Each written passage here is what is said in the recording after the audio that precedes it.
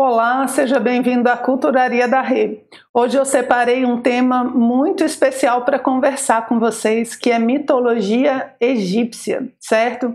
E eu escolhi bem a dedo aqui, porque o assunto é muito grande, muito extenso, e eu escolhi a dedo aqui uma história, um livro, uma parte de um livro que dá muito a ideia não só dos símbolos, mas do espírito egípcio, de como esse povo, tão antigo, tão fascinante, tão mistérico, via esse processo da vida e da morte. Vamos conhecer um pouquinho?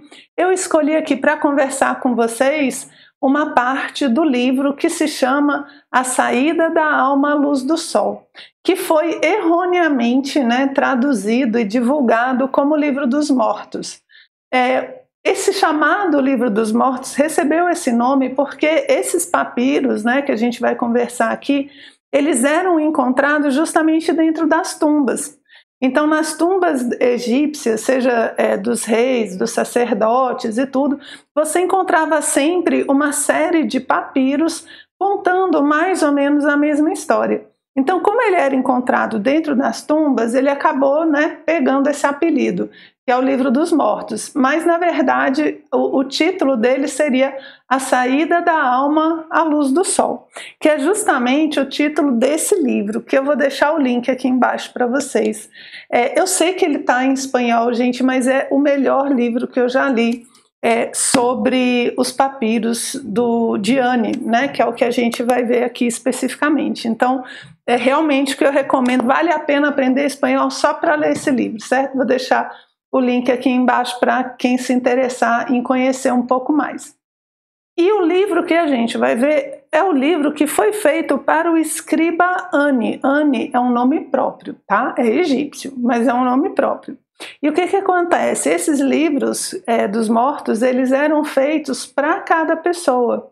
Então não é uma assim, tipo, vamos fazer em 1000 edições do Livro dos Mortos, para distribuir para a galera. Não é. Ele era individualizado, porque nesse livro, nesses papiros, eram colocadas coisas gerais, óbvio, que dão a estrutura da história, mas também coisas particulares. Então, às vezes, coloca cenas de família, cenas daquela pessoa recebendo oferendas. Então, ele é individualizado, Cada pessoa tinha o seu próprio livro. Isso era feito aí durante a vida, era encomendado, normalmente pela própria pessoa. E aí o que a gente vai ver, então, é o livro que foi encontrado na tumba do escriba Ani. E esse escriba, então, ele é da confraria da cidade de Tebas. E a gente tem aí a data de 1250 a.C. Aqui, para a gente ter uma ideia do que a gente está vendo, são papiros, certo? Papiro é uma planta que a gente tira, como se uma vez tivesse tirado, mas enfim, é uma planta que você corta o caule dela em tiras bem fininhas e aí faz um entrelaçado, faz tipo uma trança. E aí prensa, quando ela seca, você tem aqui o papiro. Por isso que os papiros são pequenos, porque o caule do papiro, da planta, ele é pequeno, Então o tamanho dos papiros é o tamanho do caule da planta. E por isso que você não tem assim enormes, grandes. Eles são uma série de pranchas que a gente chama. Então aqui são as pranchas do Livro dos Mortos, por exemplo. Tá? E eu escolhi o Livro dos Mortos, é muito grande, ele não é uma coisa pequenininha, resumida, mas eu peguei uma prancha, eu peguei um momento específico para mostrar para vocês. Agora eu vou só contextualizar para a gente já ver a imagem e poder observar um pouco mais dela, certo? Então, o papiro de Ani e todos esses papiros encontrados, ele tem 4 fases. Eles têm como se fosse terra, água, ar e fogo. Então, ele começa com a parte que eu vou mostrar para vocês, que é o julgamento do coração do morto. Se você passar no julgamento, você começa a primeira fase. Então vem uma série de pranchas falando de tudo que a pessoa precisa saber nessa fase inicial. Aí depois vem a segunda fase, que é o poder sobre si mesmo. Aí o papiro fala sobre uma série de controles, de comportamentos que a pessoa precisa ter. Depois, chegando na terceira fase, ele fala, primeiro o controle de si, na 2, agora é o controle do mundo externo. Então vem as mutações, as transformações, ele se transforma, o Ani, né, se transforma em cobra, em tigre e tal. E a quarta fase, então, fala da moral como acesso ao mágico, que é quando ele vai se unir com a própria divindade. Aí você pode falar, Renata, mas que fases são essas? São as fases da evolução humana, né? Então, primeiro eu tenho as condições prévias, depois eu obtenho o poder sobre si mesmo, depois o poder sobre o externo, depois eu me uno à divindade. Então, ele é como se fossem as fases para a pessoa chegar à iniciação segundo a tradição egípcia. Por isso que a gente diz que o Livro dos Mortos ele não é um livro sobre a morte, ele é um livro sobre a vida. E tem todo esse simbolismo de que o iniciado ele passa por uma espécie de morte. Só que ele só faz isso depois, né, dessa fase 4, onde ele se une com o divino. Aqui, então, o papiro de Ani já mostra toda a tradição egípcia sendo aplicada no crescimento, no desenvolvimento do próprio ser humano, ok? Como eu comentei com vocês, é um livro grande, são diversas pranchas, e eu escolhi uma que está no iniciozinho da fase 1, que se chama O Julgamento do Coração do Morto, certo? Tá aqui o papiro, né, no geral. Ele é mais ou menos a terceira prancha, se eu não me engano, do livro. E se a pessoa passar por esse julgamento, aí ela vai continuar essa jornada de desenvolvimento. Se ela não conseguir, ela volta a encarnar, ela volta à vida, volta à matéria para aprender um pouquinho mais de coisa para depois passar por essa prova. Então essa prova ela não é só para saber o que você fez para trás, ela também é uma prova para saber se você está preparado para o que vem pela frente, né? A gente quando está no colégio faz prova, a gente tem um pouco essa ideia, né? Que é para ver se eu aprendi, a gente sempre pensa para trás. Mas na verdade aqui para trás é um pré-requisito para você ir para frente, né? Se você não souber somar, multiplicar, você não vai ver tabuada, você não vai ver o próximo passo. Então os julgamentos, toda a fase aqui do papiro tem julgamento, ele não é feito ao final, ele é feito no início para saber se você tem o conhecimento necessário para passar por aquela etapa, digamos assim, ok? E quem são essas pessoas aqui? Gente, são milhares de figuras, certo? Vou comentar um pouquinho sobre elas. E eu já vou explicar uma coisa, que uma vez um aluno me perguntou que é assim, eu falo, por exemplo, esse daqui é o Deus Ra, isso daqui é uma oferenda e tal. Ele perguntou, Renato, mas como é que você sabe disso? Né? Aí eu não sei porque eu não leio, não consigo ler aqui os hieróglifos, certo? Mas por que as pessoas traduzem? Porque essa partezinha aqui, tá vendo que tem todos esses desenhos bem pequenininhos aqui, é a escrita em hieróglifos. E aqui ela está descrevendo o que acontece nessa imagem. É como se fosse a história e aqui uma imagem para ilustrar a história que está sendo contada aqui, ok? Então você tem a imagem e você tem o texto em hieróglifos. Aí quem sabe traduz e conta para a gente e aí eu conto para vocês, ok? Então vamos dar uma olhadinha aqui nesse papiro, quais são os elementos que a gente tem e tentar ir trazendo algumas coisas da mentalidade egípcia. Então, a primeira parte aqui que eu separei é essa partezinha aqui de cima. Vocês estão vendo que tem várias pessoas sentadinhas aqui, né? Parece até um ônibus, um ônibus dos deuses egípcios aqui, né? E tá o deus Ra. São vários deuses, dependendo da confraria, né? Dependendo da cidade, esses deuses inclusive mudam de papiro para papiro, né? Aqui você tem, por exemplo, o deus Ra, você tem Ísis e Tefnut. Então, os Horus, isso, Deus Falcão, né? E todos eles estão sentadinhos aqui recebendo as oferendas que Ani está dando para eles. E eles são a primeira parte. Por quê? No Egito, existe uma tradição onde você precisa saber o nome dos deuses. Para você poder ser julgado, você já tem que saber dizer o nome de cada um dos deuses. E por que isso? Porque para o Egito, conhecer o nome das coisas é ter poder sobre as coisas.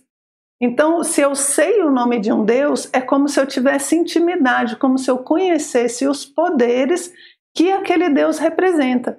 A primeira coisa, né, primeiro exame é o Ani chegar e falar: eu reconheço você, eu conheço Ra, eu conheço Horus, eu conheço fulano, Beltrano e tal, eu conheço todos vocês.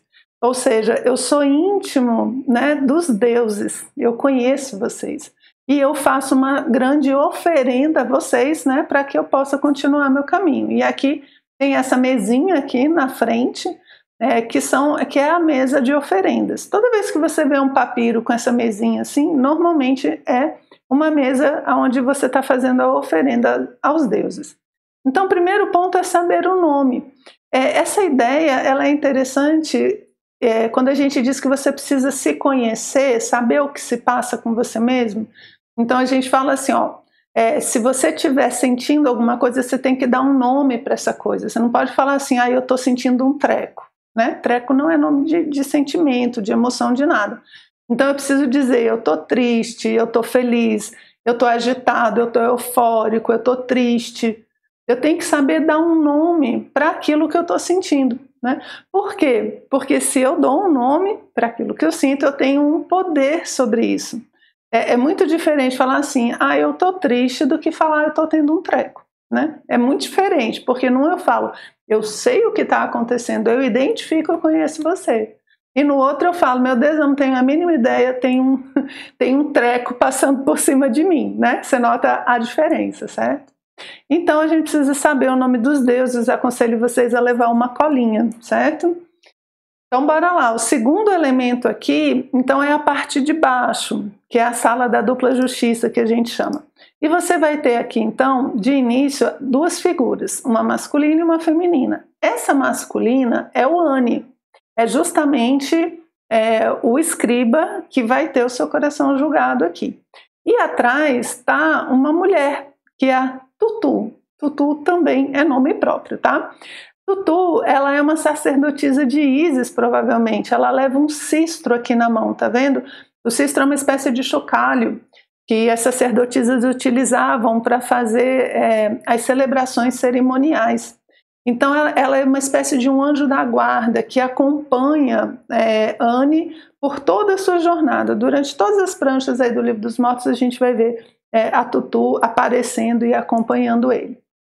E ele está vendo, repara, que ele está vendo de fora o seu próprio julgamento. O coração que vai ser julgado aqui é o coração do próprio Ani. E ele está vendo o seu coração sendo julgado, percebe?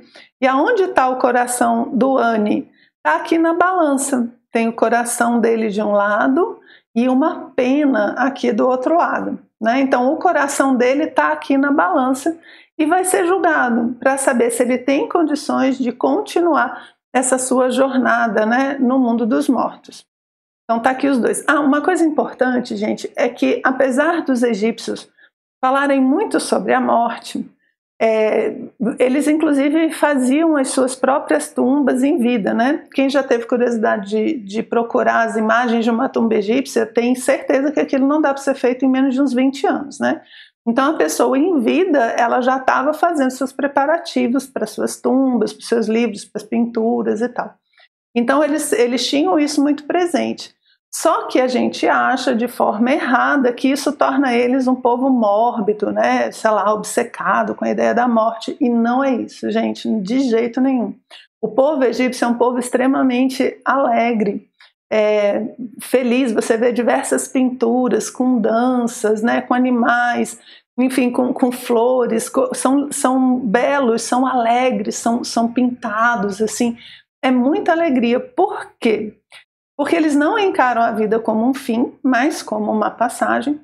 E, de certa forma, quando você sabe que a sua encarnação, que aquela encarnação específica, ela tem um tempo curto, isso não é para deixar você triste, é para deixar você mais consciente do valor que a vida tem. Por que o ouro é tão precioso, é tão caro? Porque é pouco, tem pouco na natureza. Então, toda vez que a gente vê algo que é pouco, ele valoriza. Então a gente não fica assim, eu fico muito triste, deprimido porque tem pouco ouro no mundo, né? A gente fica, nossa, que coisa valiosa, eu preciso cuidar. E o tempo da nossa vida, ele também é finito, né? Ele também é curto. Então ele precisa ser valorizado, ele precisa ser vivido intensamente, ele precisa ser desbravado, desvendado, enfim. É muito bom que a gente tenha esse tempo de vida, mesmo que ele acabe. E pelo fato dele acabar, a gente tem que aproveitar ainda mais. Então tem que ser mais feliz ainda, percebe? É uma visão diferente, nada dessa ideia de morbidez, de tristeza, ai meu Deus, a vida acaba. Não, não é isso, tá? É uma ideia de que a finitude da vida dá mais valor e mais intensidade para ela, tá legal? Então, continuando aqui no nosso papiro, a gente vai começar a ver agora os elementos do julgamento. Vocês estão vendo que aqui no centro tem uma balança, né?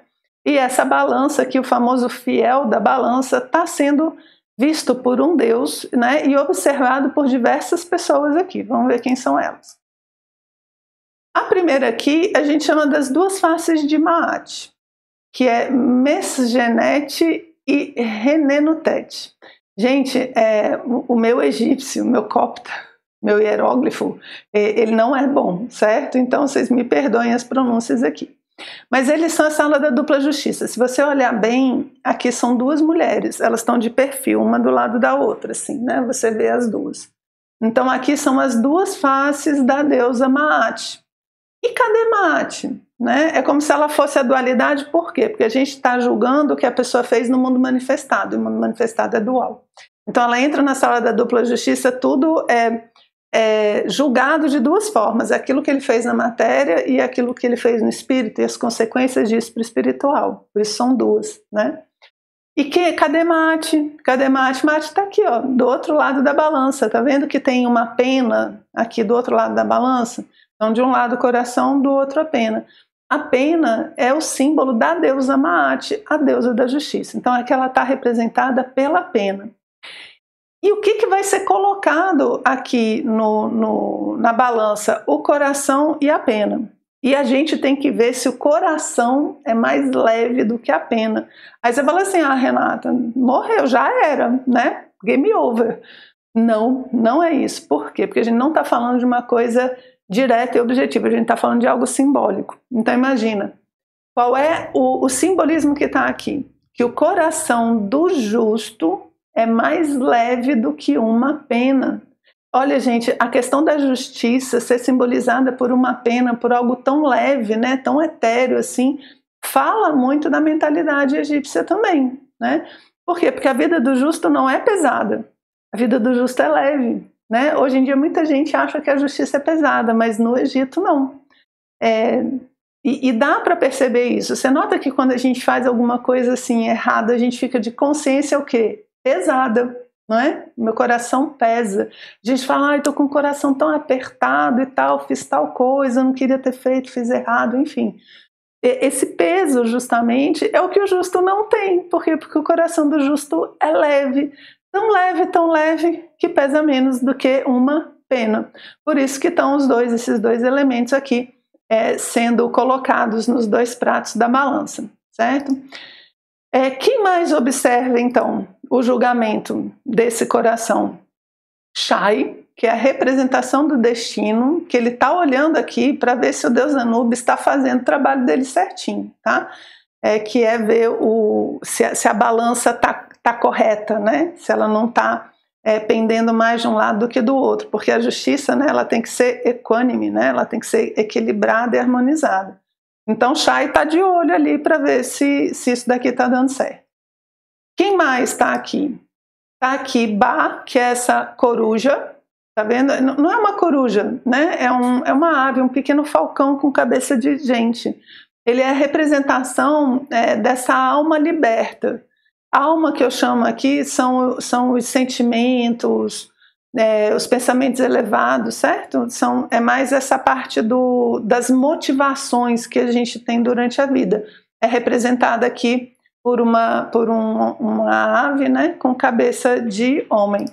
E aqui do lado, a alma concreta, que ela já é mais quadradinha, né? Ela não voa. O que é a alma concretizada? É essa que pegou as experiências durante a encarnação, né? Enquanto você estava vivo na vida material e concreta e estava tendo o registro das suas experiências.